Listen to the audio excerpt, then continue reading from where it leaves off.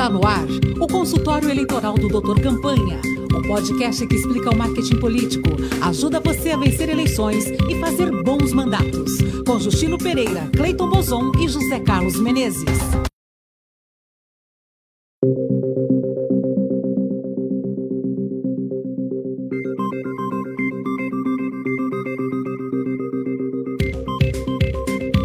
Está no ar o consultório eleitoral do Dr. Campanha, o podcast que explica o marketing político, ajuda você a vencer eleições e fazer bons mandatos. Com Justino Pereira, Cleiton Bozon e José Carlos Menezes.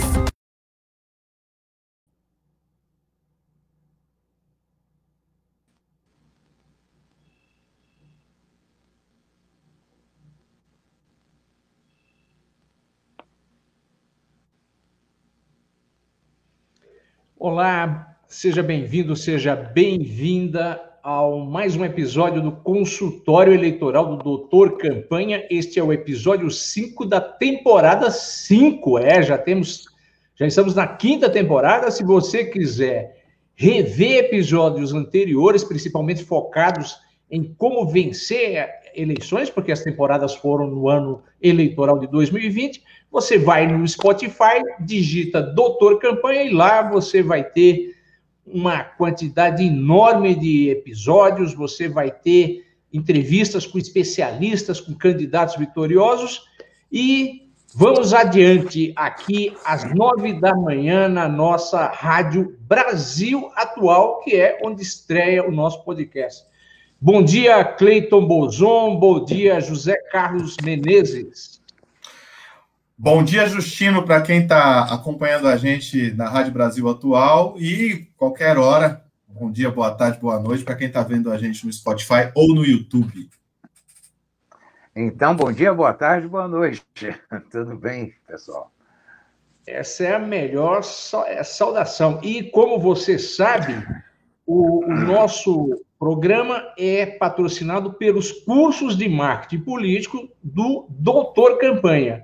Você que pretende trabalhar em marketing político, que já é um profissional de comunicação, você pode mandar uma mensagem para o WhatsApp 95422 2954, com prefixo 11, ou ir até o nosso site. Qual é o endereço do nosso site, Cleiton Bozon? drcampanha.com.br.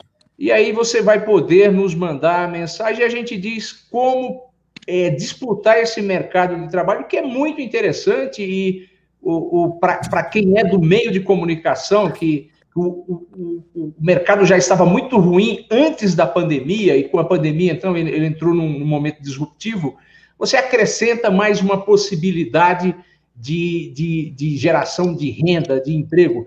E você pode não saber, mas em cada eleição, mais de 2 milhões de pessoas, sejam elas formadas em comunicação, em marketing político ou não, participam dos processos eleitorais brasileiros. Os momentos eleitorais são os momentos de oportunidade profissional que se prolongam para o pessoal que é jornalista, publicitário, designer, locutor, apresentador, relações públicas, nos mandatos dos vitoriosos. Então, não perca essa chance, vá em drcampanha.com.br e se informe sobre esse curso que começará agora no mês de julho. No comecinho de julho você já pode ir fazendo a sua pré-inscrição. E vamos ao nosso programa, Cleiton Menezes e ouvintes. Cleiton, o que vai abrir o nosso programa hoje? Então, Justino, hoje a gente vai ter, preste atenção, a gente vai falar dos movimentos do presidente Lula, né?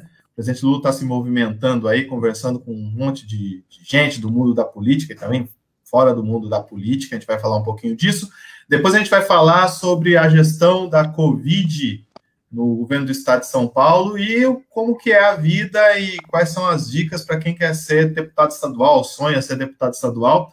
E a gente tem um convidado, o nosso querido deputado estadual, José Américo, vai estar aqui com a gente. E para terminar, um caso da semana, que o na voz de veludo do José Carlos Menezes. Então, vamos pro Preste Atenção.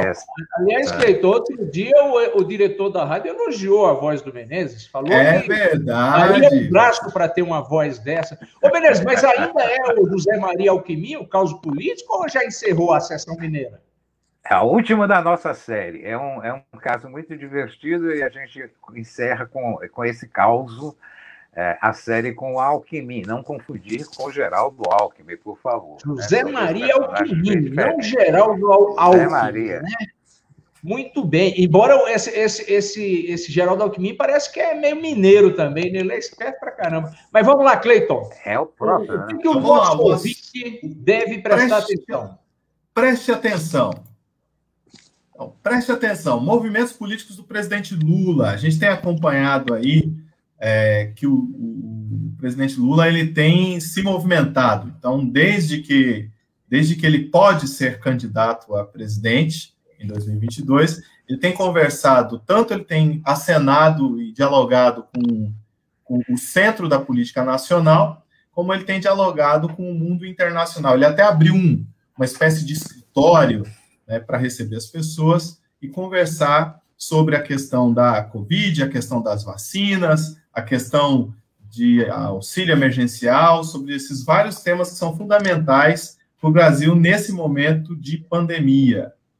Menezes, quer comentar alguma coisa? Menezes, é isso que está rolando, Menezes? Então, é isso que está rolando. Uma das coisas mais interessantes que eu acho nesse movimento do Lula é o movimento que ele já fez, né, há muito tempo atrás, mas está fazendo de novo, que é ir em direção ao centro.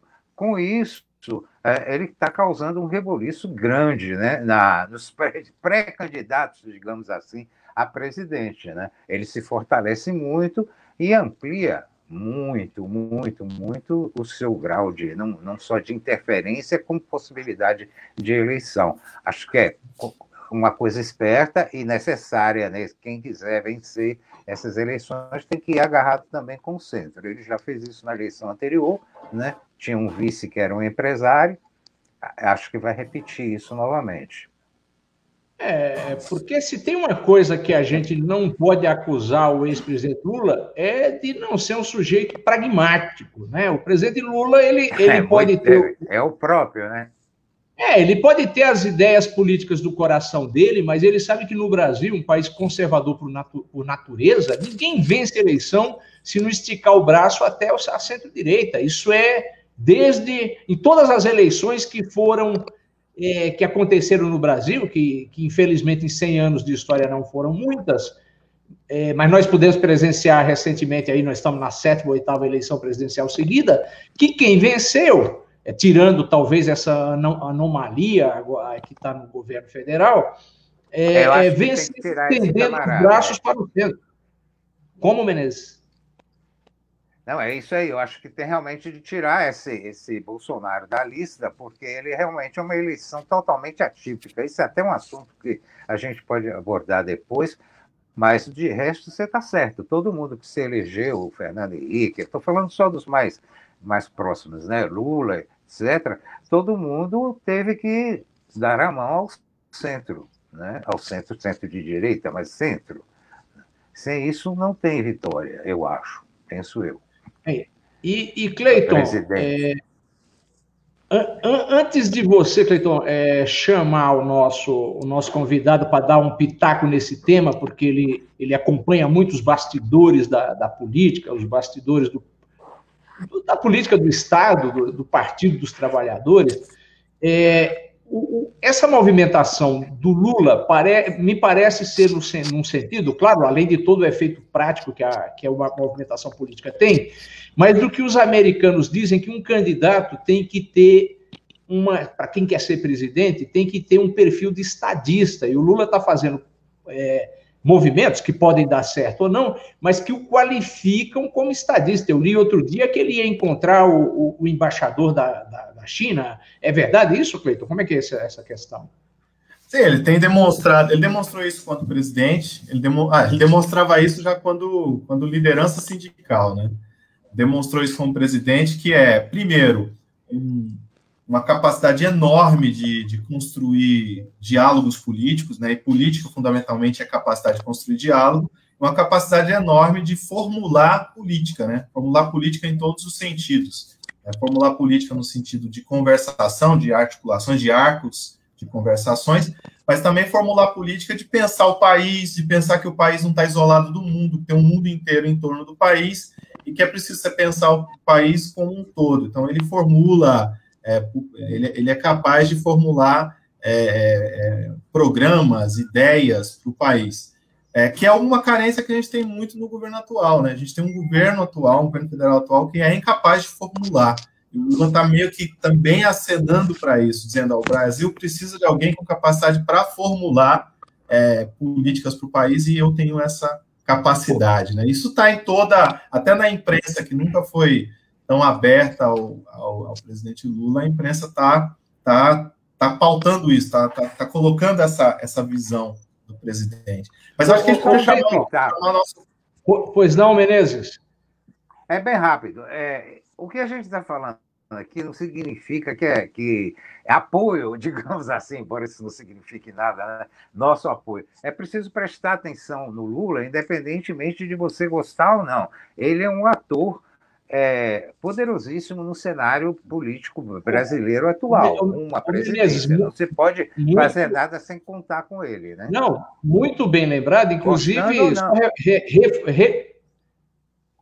Só para relembrar que num dos nossos programas anteriores, a gente tratou muito claramente de que o cenário está mais ou menos assim, neste momento, né? O presidente Lula tem 35% de chance, 30%, o presidente Bolsonaro tem 20% e 25%, e aí tem, que a gente já viu em pesquisa recente do Instituto da empresa Ideia Big Data, através de exposição do Maurício Moura, o presidente da empresa, tem aí 50% do eleitor que não quer nem Lula nem Bolsonaro. Então, tem um campo aberto para aparecer uma terceira via, embora nesse momento nenhum nome tenha se materializado, mas, por outro lado, também a grande fazedora de reis e conspiradora maior no Brasil, que é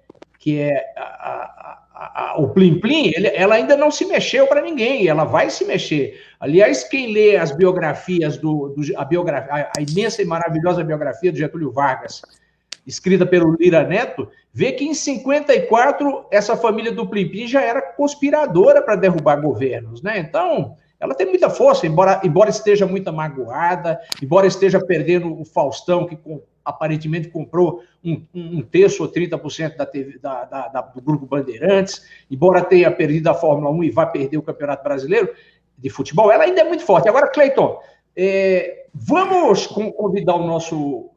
chamar o nosso convidado para dar um pitaco nisso, porque ele é uma das pessoas que o presidente Lula costuma consultar na hora de tomar decisões. Vamos lá?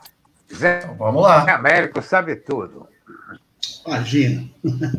Então, bem-vindo, deputado estadual por São Paulo, Zé Américo Dias.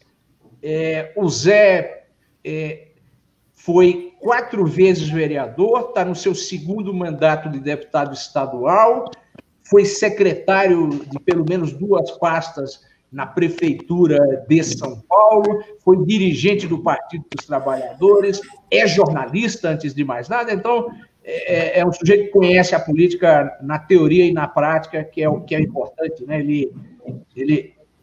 Ele sabe analisar e sabe fazer as coisas acontecerem. Então, seja bem-vindo, deputado Zé Américo. Zé Américo, qual foi a última aí? O que você tem para dizer do Lula, para botar um pitaquinho nessa história que nós estamos falando da movimentação do presidente, antes de a gente entrar nos temas pelos quais nós te convidamos?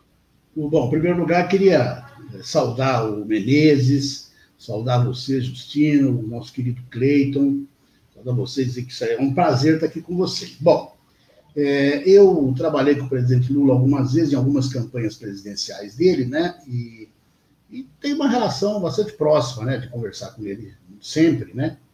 Bom, o presidente Lula, ele foi para Brasília, evidentemente, num momento que ele entendeu que é um momento crucial da situação brasileira, porque ele está muito preocupado, apesar dele fazer conversas políticas, né? e muita gente interpretar que isso é movimento de uma futura campanha presidencial dele, a gente pode até entender assim. Mas o presidente Lula está muito preocupado e ele tem levado para todas essas lideranças, né, isso eu sei que ele me falou, tem levado para todos eles a preocupação com a pandemia e com o resultado econômico da pandemia, né? Você teve no estado de São Paulo, que é o estado mais rico do Brasil, você teve no ano passado 12 milhões de pessoas, ou seja, a metade da mão de obra ativa do estado recebendo o auxílio emergencial. R$600 ou 1.200 em alguns casos. Pois bem, isto, quer dizer, o auxílio emergencial criado agora, nesse ano, não apenas ele é, em média, R$150, como ele atinge a metade desses 12 milhões. Então, isso significa, multiplica isso para o Brasil inteiro, você vai ter a miserabilidade do povo brasileiro aumentar muito, muito, muito. O presidente Lula está muito preocupado com isso, porque ele acha que isso está, como se diz assim, esfarelando o país, né? Então, daqui a pouco, nós vamos começar a ter todo tipo de embate, de conflito, de gente desesperada, de saque, etc. Então, o presidente Lula está muito preocupado com isso, quer dizer, para onde vai o país. Então, ele tem conversado com todas as lideranças políticas que ele pode, levando a ideia de que o Congresso precisa se impor, como fez no ano passado, e trazer de volta o auxílio emergencial de R$600. Isso é uma forma, digamos assim, de preservar o povo brasileiro e deixar o Brasil, né, minimamente de pé, né? Porque se a população, digamos, entra na miséria absoluta, que é o rumo que está tendo agora, certo? Esse é o rumo. Não adianta a gente achar que o que estão falando, que a indústria caiu pouco, o setor de serviços aumentou, isso não tem nada a ver. Vocês sabem que daqui 2, 3 meses a situação vai ser de calamidade. Então, se o povo tem o que comer, você pode fazer, digamos assim, você pode fazer distanciamento social, você pode fazer uma série de coisas. Se não tem o que comer, outra coisa, esse dinheiro que você põe aí, 30 bilhões por mês, que é mais ou menos quanto custa o auxílio emergencial, você também estimula a indústria, estimula o consumo, estimula o comércio, também estimula a economia. E o governo federal tem como fazer isso. Até, no limite, ele pode... O Brasil, assim, tem um estoque de impostos que ele precisaria fazer em comparação com os Estados Unidos e a Inglaterra, que ele não fez, né, de cobrar das faixas mais altas da população, como fez a Argentina. Mas também ele pode imprimir moeda. E depois ver o que faz. Nós precisamos salvar o nosso povo, salvar o país. O presidente Lula é muito preocupado com isso, né? Eu acho até que é uma forma correta de colocar a coisa para não passar a ideia de politiqueiro. Mas ele está preocupado com isso, até talvez porque ele imagina vai acabar sendo candidato, se ele ganhar a eleição, ele quer um país para governar, né? E se deixar as coisas do jeito que estão, quem ganhar a eleição em 2022, Justino, Menezes e Cleiton, pode não ter um país para governar, né? O Brasil vai estar estraçalhado, arrebentado. Concordo com você, Velho. Né? Pode não ter um país. Aí. Eu acho que qualquer candidato sério, não estou falando só do Lula, tem que seguir esse rumo. Agora, Zé, aproveitando, e aí vamos entrar no tema principal pelo qual nós te convidamos, que é da tua posição de observador privilegiado do governo estadual, por ser deputado estadual, e aí entrando também num outro ator da corrida presidencial do ano que vem, que é o governador João Dória.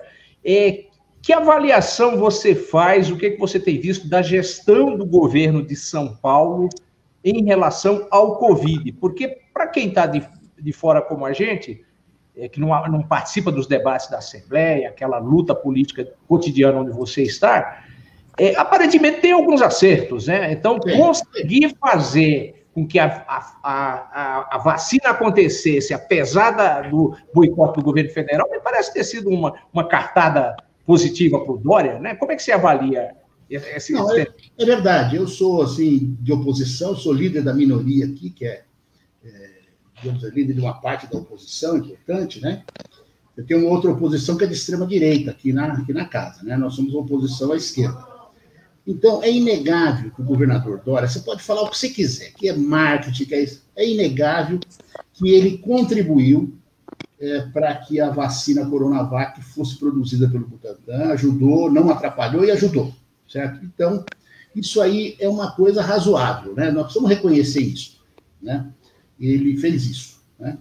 E o povo brasileiro está sendo vacinado principalmente pela Coronavac. Agora estão entrando outras vacinas, tal, mas o grande início da vacinação no Brasil foi a Coronavac, isso aí nós precisamos reconhecer do governador Dória. Bom, o problema, eu acho que tem dois tipos de problema no governo Dória em relação à pandemia. Um deles é que, quando ele fez aí as medidas de isolamento, eu acho que ele relutou muito em ir na direção do lockdown. O lockdown aí de 20 dias no estado de São Paulo teria dado muito mais resultado do que esses lockdowns meia-boca que foram feitos no estado, né? Eu acho que, temendo a reação de parte da base dele, que é uma base conservadora, de classe média, e que sempre foi contra o fechamento, porque está olhando os seus comércios, suas indústrias, eu acho que ele, como não quis agredir esse setor, ele ficou no meio termo. Então, ele faz lockdowns assim, parciais, né? Ele faz isolamentos parciais, que, na verdade, resolve, mas não resolve tudo, que é coisa assim de toque de recolher à noite e tal, etc. Não estou dizendo que não sejam medidas. São medidas boas, mas tem que ter mais que isso, né? Ele faria uma coisa mais profunda, digamos, em 20 dias, derruba lá para baixo o índice de Covid e dá tempo de a gente vacinar o povo, que é a forma que nós vamos conseguir, digamos, baixar o nível da pandemia, né? Zé, acho que ele não sei se você concorda. Desculpa, me interrompi. Talvez essa atitude do Dória, que de uma forma geral está acontecendo com todos os governadores e até mesmo prefeitos, isso é meio decorrência da omissão do governo federal, não é isso? Não, isso? Sem nenhuma dúvida. E deixou, aí começou cada um fazer o que passa na cabeça, ou as circunstâncias. E eu até compreendo. Do seu município. Exatamente, até compreendo a dificuldade do Dória. Uma parte, digamos assim, ele precisava ser duro nisso aí, fazer o lockdown e acabou. Porém, né, nós temos que reconhecer que existe um movimento nacional para a parte do Bolsonaro contrário a isso, né? O Bolsonaro investe no cidadão que não tem empatia com nada e que é contra lockdown, que é contra isolamento, que é contra a vacina, né? Então, nós temos que entender isso. Agora, Zé, aí nós estamos falando de um aspecto aparentemente positivo da ação do Dória contra o Covid na questão higiênica sanitária. Agora, uma coisa que parece para a gente é que o governo de São Paulo, pela potência que economicamente, está sendo muito tímida em manter empregos e em manter negócios no estado de São Paulo. Como é que você avalia isso?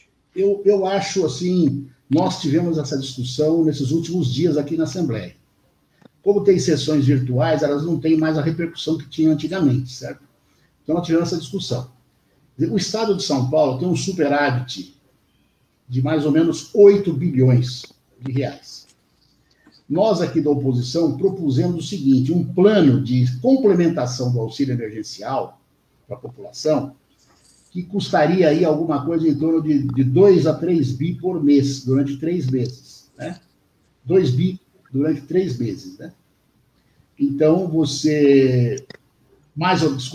2 bi por mês, né? Então, 3 meses daria 6 bi.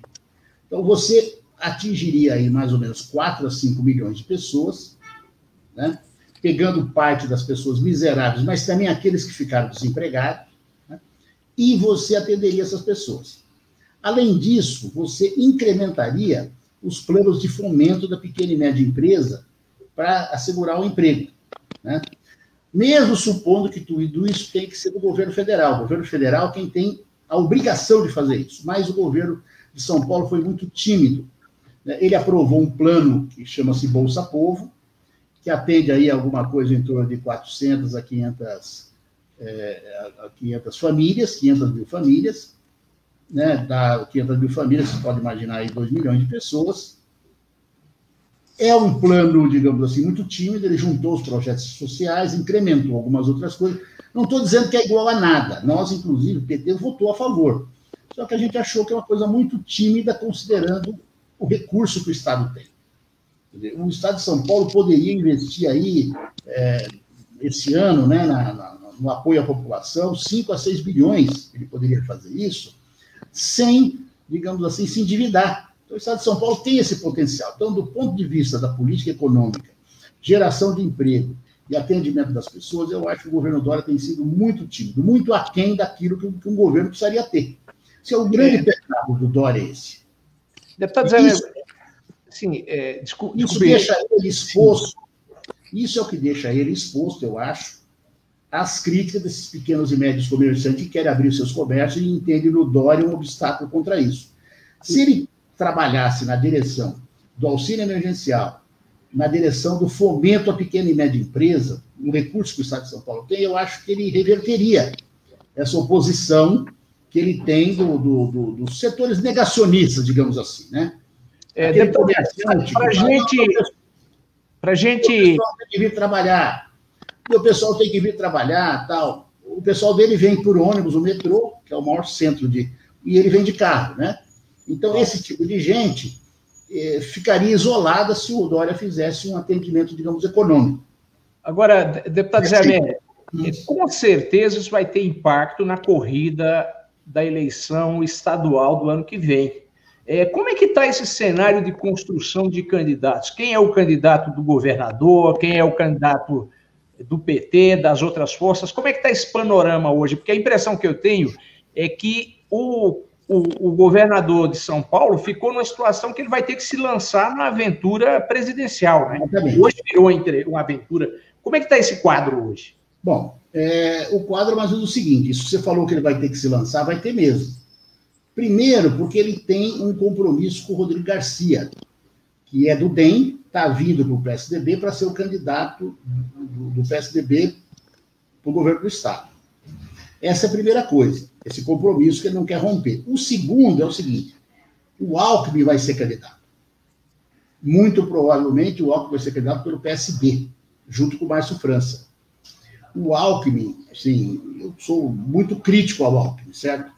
Mas eu estou analisando aqui o Alckmin, esse espaço de centro e centro-direita do Estado de São Paulo. O Alckmin ocupa com grande força. E eu acho que ocupa muito melhor que o Rodrigo Garcia. O Rodrigo é uma pessoa que... Sem dúvida. O Rodrigo é uma pessoa muito, muito correta, muito afável, né? Ele se dá bem com todo mundo, tal. Não quero desqualificar o Rodrigo.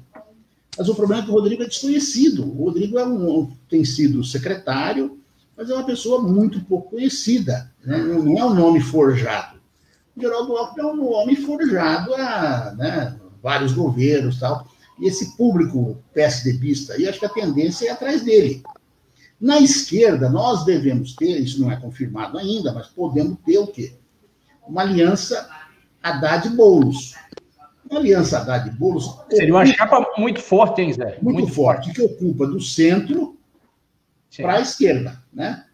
O Boulos, digamos, traria o voto mais à esquerda e o Fernando Haddad vai de centro.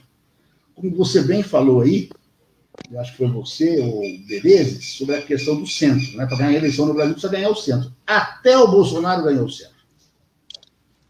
Até o Bolsonaro. No segundo turno, o Bolsonaro ganhou o centro. Por exemplo, quem é centro no Brasil? Vamos lá. Luciano Huck votou em quem? Bolsonaro. O pessoal aí do PSDB... Zé, para a gente ficar ainda um pouco mais no governo do Estado, tem algum outro nome colocado, por exemplo, no PSD, PDT, MDB, para governador? Não.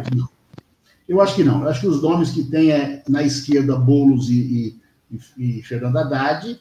No centro, Alckmin e Márcio França, que eu acho que um não sai contra o outro, eles vão se compor, né? Sim. Vão ficar fortes, porque eles vão se compor. E, digamos, você tem aí o lado do PSDB oficial, que é Rodrigo Garcia, Barra Dória, etc. Né? Eu acho que esses três campos. Eu não vejo uma outra candidatura, digamos assim, tipo Russomano, tipo aquelas candidaturas que nós tivemos de outsiders. Não, eu acho que esses três campos vão produzir três candidatos muito fortes. Concordo. Gente, a gente tem assunto aqui para uns 4 programas, mas infelizmente o tempo do nosso programa está terminando E então a gente vai. E aí, Zé, fica para ouvir o caos político. Daqui a pouco a gente encerra o programa. Mas fica aí para ouvir o caos político com a voz de veludo do nosso querido José Carlos Menezes. Antes a vinhetinha, Menezes. Antes a nossa vinhetinha.